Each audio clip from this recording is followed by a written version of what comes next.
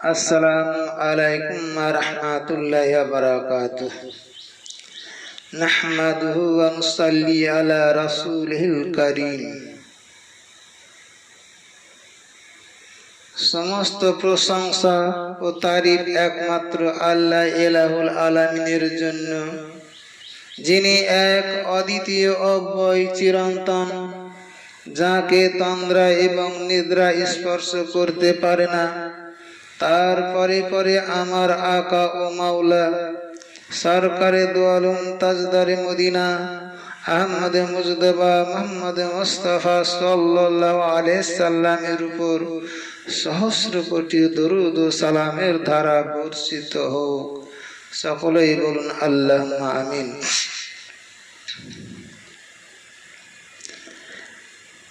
আজকে আমার আলোচ্য বিষয় হলো মাজার জিয়ারত কি শিরক?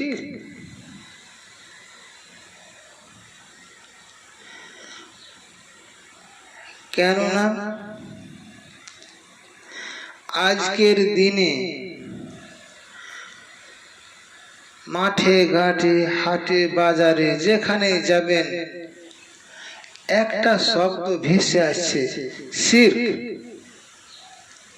আপনি যাই বলুন, মনের মধ্যে এই শিরক শিরক শুনতে শুনতে আমরা এমন হয়ে গেছি, আমরা এত সন্ত্রস্ত হয়ে গেছি, আমাদের শিরক হয়ে গেলই বা, শিরক হলোই বা, এই যে একটা সন্ত্রস্ত ভাব। ফলে প্রাণ খুলে, মন খুলে, মনের কথা খুলে স্বভাবে বলতে গেলেই একটা ভয় দ্বিধা চলে আসে, শিরক হয়েই বা যায়, শিরক হয়েই বা গেল, এই যে সন্ত্রস্ত ভাব। শিরকটা কি আমাদের প্রথমে জানতে হবে। আল্লাহ রাব্বুল আলামিন নের সহিত কাউকে শরীক করা, অর্থাৎ আল্লাহ ব্যতীত অন্য কেউ বা অপর কাউকে উপাসনা করা বা অংশীদারি করাকেই শিরক বলা হয়ে থাকে। ফলে আমরা যে মাজার জিয়ারত করে থাকি, আমরা যে কবর জিয়ারত করে থাকি, সেখানে কি এই কবরকে আমরা আল্লাহ রূপে পুজো করি, আল্লাহ রূপে তাকে শরীক করি? আমরা যে মাজার যখন জিয়ারত করি, দোয়া খায়ের করি, সেখানে কি আল্লাহর প্রশংসার সহিত সেই মাজারকে কি আমরা শরীক করি, নাকি কি আমরা উপাসনার সঙ্গে, আল্লাহর প্রশংসার সঙ্গে তাকে কি আমরা জড়িত করি? করি না। তাহলে মাজার জিয়ারত শিরকের কথা আসছে কেন? মাজার তো দূরের কথা, কবর জিয়ারত সম্পর্কে আল্লাহর প্যারা নবী সরকারে দো আলম তাজদারে মদিনা আহমদ মুজতবা মুহাম্মদ মুস্তাফা সাল্লাল্লাহু আলাইহি সাল্লাতু ওয়াসাল্লাম নিচে ইরশাদ করে গেছেন। বুরাইদা রাদিয়াল্লাহু তাআলা আনহু হতে বর্ণিত, আল্লাহ রাসূল সাল্লাল্লাহু আলাইহি সাল্লাম বলেছেন, তোমাদের কবর জিয়ারত করতে নিষেধ করেছিলাম, এখন তোমাদের অনুমতি দেওয়া হচ্ছে। যেমন কোরবানির গোশত তোমাদের জন্য 3 দিনের বেশি রাখতে নিষেধ করা হয়েছিল, কিন্তু এখন আমি অনুমতি দিচ্ছি, তোমরা যতদিন পারবে রাখবে। সুবহানাল্লাহি বিহামদিহি। আল্লাহর নবী আমাদের জানিয়ে দিলেন কবর জিয়ারত করা যাবে। তাহলে আমরা প্রথমেই দেখব যে কবর আর মাজার এর মধ্যে পার্থক্যটা কি। কেন কবর জিয়ারতের ক্ষেত্রে শিরকের কথা আসছে না, বেদাতের কথা আসছে না, কিন্তু যখন মাজার জিয়ারত করছি তখন শিরকের কথা আসছে। এটাই আমার আলোচ্য বিষয়। দেখুন, সবই কিন্তু কবর, কিন্তু সমস্ত কবরই কিন্তু মাজার শরীফ নয়। যেমন আমরা সবাই কিন্তু মানুষ, পৃথিবীর যত মানুষ আছে সবাই আমরা মানুষ, কিন্তু সব মানুষই কিন্তু ওলি নয়। আমরা সবাই মানুষ, সবাই কিন্তু ডক্টর নয়।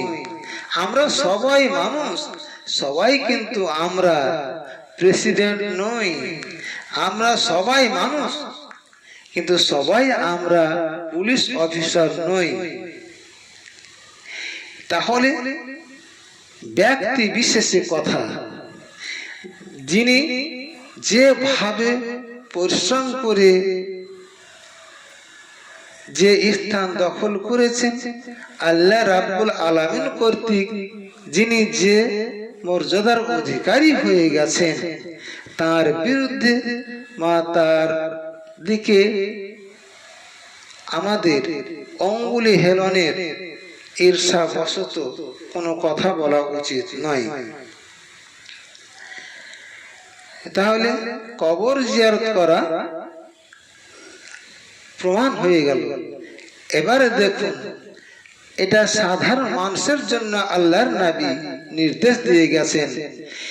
আল্লাহর নবী মুহাম্মদুর রাসূলুল্লাহ সাল্লাল্লাহু আলাইহি ওয়াসাল্লাম তিনি কি এই কবর জিয়ারত করেছিলেন? যদি জিয়ারত করে থাকেন তাহলে তো কোনো মাশাআল্লাহ কোনো কথাই নেই।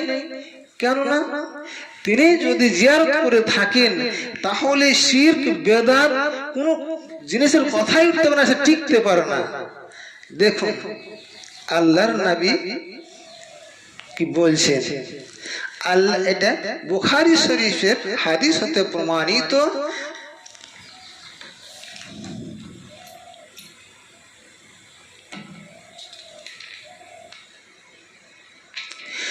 এক 1762 নাম্বার ইন্টারন্যাশনাল নাম্বার। আল্লাহর নবী ইচ্ছা করলেন, কারণ উহুদ প্রান্তে যারা শহীদ হয়েছিলেন তাদের মাজার শরীফ অবলিক কবর জিয়ারতের, তখন সেখানে তার সঙ্গে লক্ষাধিক সাহাবায়ে কেরামের উপস্থিতি হয়েছিল। তিনি সেই লক্ষাধিক সাহাবায়ে কেরামের সম্মুখে উঁচু জায়গায় দাঁড়িয়ে, অর্থাৎ মেম্বারে দাঁড়িয়ে ভাষণ দিয়েছিলেন এবং সমস্ত সাহাবায়ে কেরামের জন্য সেখানে খাবারের অ্যারেঞ্জমেন্ট ছিল, তারা সেখানে খাওয়া দাওয়া করেছিলেন। তাহলে এখান হতে প্রমাণ হয়ে গেল যে আল্লাহর নবী স্বয়ং শহীদায়ে কেরামের মাজার জিয়ারত করেছেন এবং সেখানে খাওয়া দাওয়ার ব্যবস্থা করেছিলেন এবং সাহাবায়ে কেরামকে সঙ্গে নিয়ে তিনি সেখানে আহার করেছেন, পান করেছেন। তাহলে এখানে শিরক বেদাতের কোনো স্থান নেই, যেহেতু নবী করিম সাল্লাল্লাহু আলাইহি সাল্লাম যা করে গেছেন এবং করার প্রতি নির্দেশ করেছেন, এখানে আমাদের কারো অঙ্গুলি হেলনের কোনো স্থান নেই। যদি কোনো ব্যক্তি ঈর্ষান্বিত হয়ে, যদি কোনো ব্যক্তি কারো প্রভাবে প্রভান্বিত হয়ে, যদি কারো দ্বারা চালিত হয়ে কোনো মানুষ এই মাজার জিয়ারত অবলিক কবর জিয়ারতের বিরুদ্ধে যদি বলে শিরক বা বেদাত, তাহলে এখান থেকে ধরে নিতে হবে বা এখান থেকে প্রমাণ হয়ে যাচ্ছে তার ঈমান প্রশ্নের সম্মুখীন আছে। আল্লাহ এবং তার রাসূল সাল্লাল্লাহু আলাইহি সাল্লামের উপর ঈমান আনতে পেরেছে কিনা বা তার ঈমান আছে কিনা, এইখানে সন্দেহের অবকাশ রয়েছে। ফলে আমরা কেন মাজারে যাই, কেন আমরা সেখানে চিল্লাপাশি জিকির আজগার দোয়া খায়ের করে থাকি? নিশ্চয় একটা কারণ আছে। আপনি যেমন বলছেন মাজারে গেলে শিরক হয়ে যাবে, জিয়ারত করলে শিরক বেদাত হয়ে যাবে, তাহলে আমাদের কি ঈমানের ভয় নেই? আমাদের কি জাহান্নামের আযাবের ভয় নেই? আমাদের কি আল্লাহ এবং তার রাসূল সাল্লাল্লাহু আলাইহি ওয়াসাল্লামের ভয় নেই? নিশ্চয়ই আছে। তাহলে আমরা এইরকম কাজ করছি কেন? নিশ্চয়ই এরও একটা প্রমাণ আছে।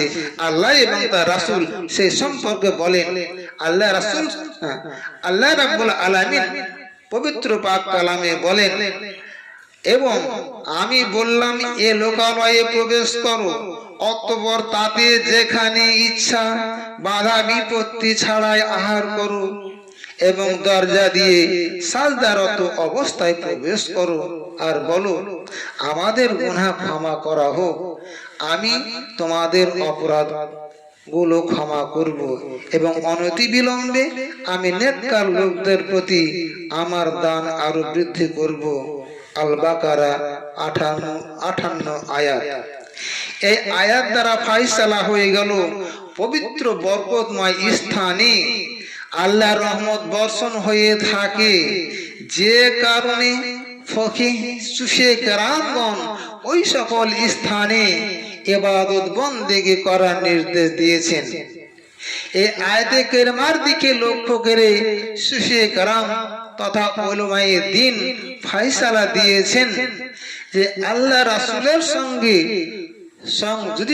সংযোজিত ব্যক্তি যারা আল্লাহর নবীর সঙ্গে সম্পৃক্ত, তাদের জন্মস্থান, তাদের খানকা শরীফ, তাদের মাজার শরীফ, সেখানে বসে তাদের ওসিলায় দোয়া চাইলে, তাদের ওসিলায় চিল্লা খুশি করলে, তাদের দিকে ধ্যান করে আল্লাহ এবং রাসূল সাল্লাল্লাহু আলাইহি ওয়াসাল্লামের দিকে চিন্তা করলে সে মকবুল বান্দায় পরিণত হয়ে যায়। সুবহানাল্লাহ। ফলশ্রুতি এখানে প্রমাণ হয়ে গেল যে আল্লাহ বলেছেন তার পবিত্র বরকতময় স্থানে ইবাদতের নির্দেশ দিয়েছেন। তখন আমরা এখনো নগণ্য ব্যক্তি হয়ে কোন মুখে বলছি যে মাজারে যাওয়া যাবে না বা কোনো খানকা শরীফে যাওয়া যাবে না? সেটা তো পুণ্যধাম, কারণ সেখানে আল্লাহর রাসূলের বন্ধু তার সঙ্গে সম্পৃক্ত বান্দার মানে সংশ্লিষ্ট রয়েছে, যে কারণে সেখানে যাওয়া জায়েজ আছে এবং ইবাদত করা অবশ্যই জরুরি। সেখানে গেলে আমাদের ইবাদত বন্দেগী কবুল হয়ে থাকে এবং থাকবে ইনশাআল্লাহ।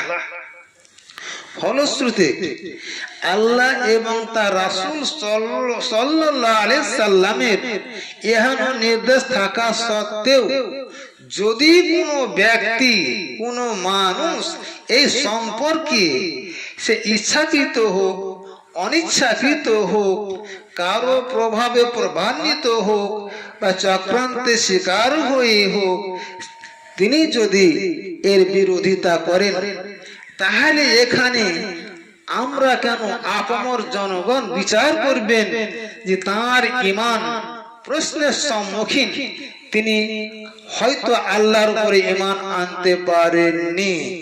যদি ঈমান আনতে পারতেন, ঈমানদারের মুখ থেকে, কোন পণ্ডিত বিজ্ঞজনের মুখ থেকে, কোন সুশীল সমাজ মানুষের মুখ থেকে এইরূপ ভাষা উচ্চারিত হওয়া অসম্ভব বলে মনে করি।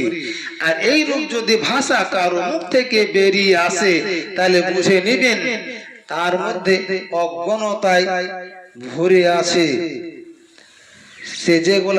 তিনি যেগুলা বলছেন সেগুলো হয়তো কেতাবি কথা বা ঈর্ষান্বিত হয়ে বলছেন, জানি না আল্লাহ তার রাসূল সাল্লাল্লাহু আলাইহি ওয়াসাল্লাম জানেন আর তার মনে জানেন তিনি কিভাবে বলছেন। দেখুন এই এখানে প্রমাণ হয়ে গেল কবর মাজার অবলিক কবর জিয়ারত কিন্তু শিরক নয়। কোরআন এবং হাদিস উভয় দিক থেকে প্রতিমান হয়ে গেল। ফলে আমি বোঝার চেষ্টা করলাম যদি আমার বোঝার মধ্যে কোনো খামি হয়ে থাকে, ভুল ত্রুটি বা বেয়াদবি হয়ে থাকে, নিজের ছোট ভাই বা ছেলে হিসেবে ক্ষমা করবেন। ওমা আখিরাত দাওয়ানা।